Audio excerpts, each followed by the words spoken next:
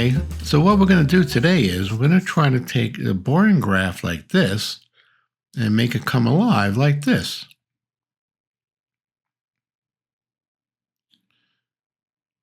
So we're going to do this using Photoshop and After Effects together.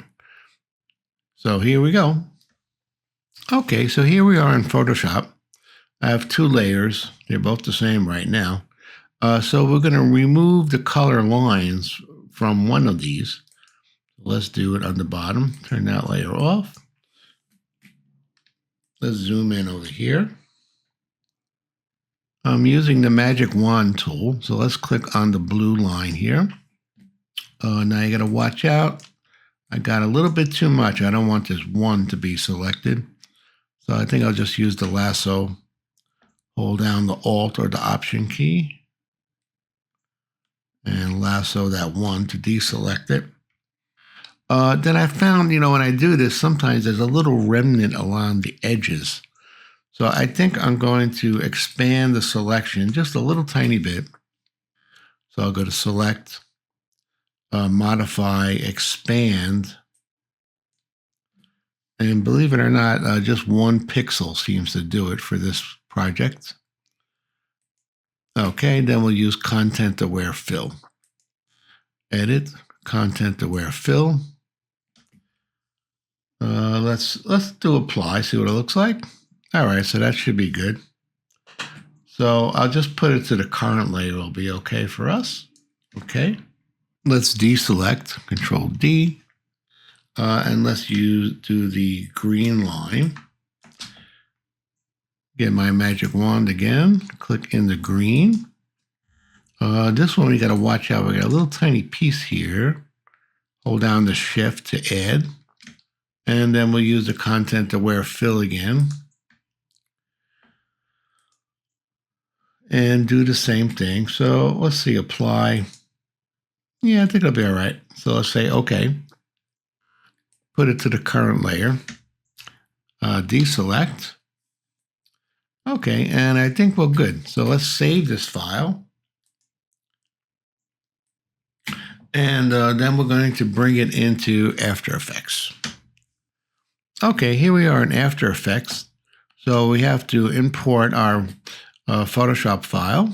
So you can do File, Import, File, and go get it. So here we are. Here's our Photoshop file. Import. Composition, retain layer sizes is good. Let's say OK. Here's our new composition. Let's double click to open it up. So here we go. No, actually, no, we need lines to be on the bottom. Let's drag that to the bottom.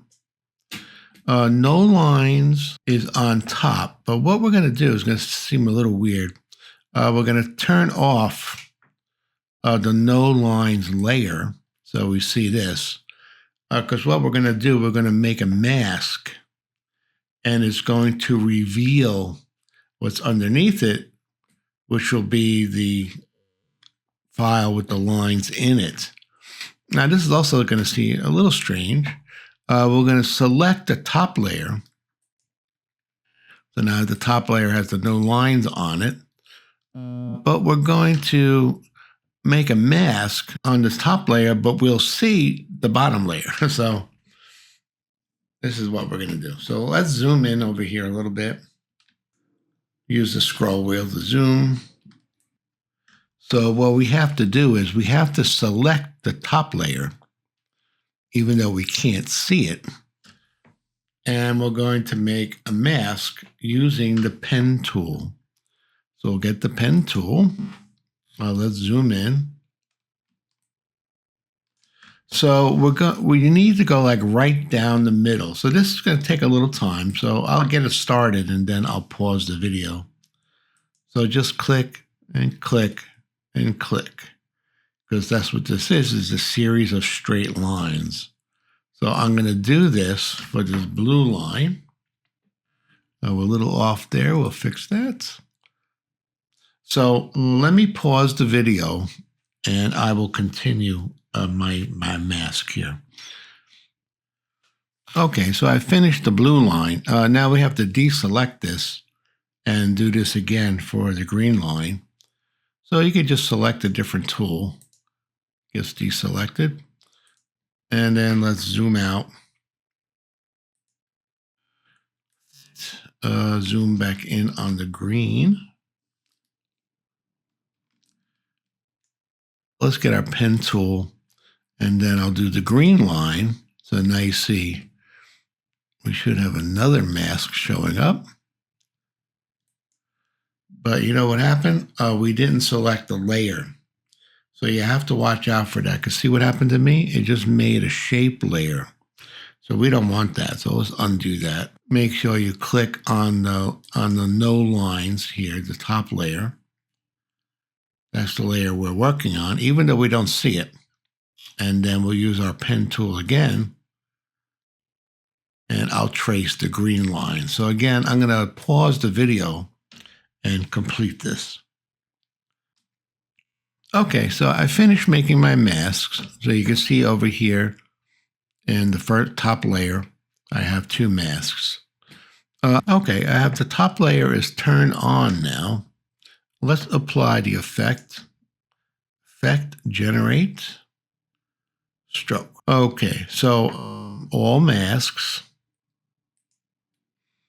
We don't want sequentially. Well, let's give it a color. So the color doesn't matter because we're not going to see these masks. So let's make it something different. We'll make it red, I guess. Okay. Now let's increase the size. Let me zoom in first, because you can see there's a little bit left over there from my Photoshop file. So let's make it slightly bigger than it was, so it covers all those bad mistakes. Okay, so now we have to animate it. So let's take a look at these two sections here. Start. So here's the start. Now the other thing too, also we don't want to see these red lines. We want to see the bottom image. So we have to change this from on original image to reveal original image. Okay, so now at start, with the slider over here, it looks like that. And then as we go to the right here, it's revealing the image underneath. So let's animate this. So at the beginning, you want it to look like this. Let's click the stopwatch. Let's move the slider down the road here. And then drag the slider to the right. So here we go. So now the mask is revealing what's underneath. So let's click over here to deselect the mask, and let's give it a play.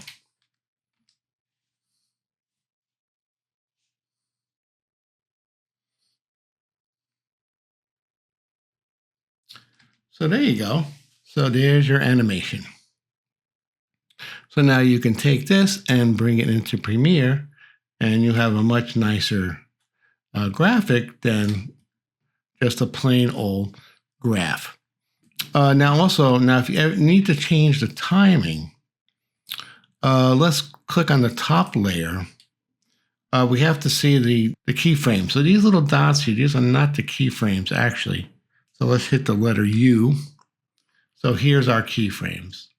So you can change the timing by bringing the keyframes closer together and make it go faster, farther apart. It'll go slower. All right, so I guess that's about it. So I hope you enjoyed this, and I hope it's helpful, and I'll see you soon.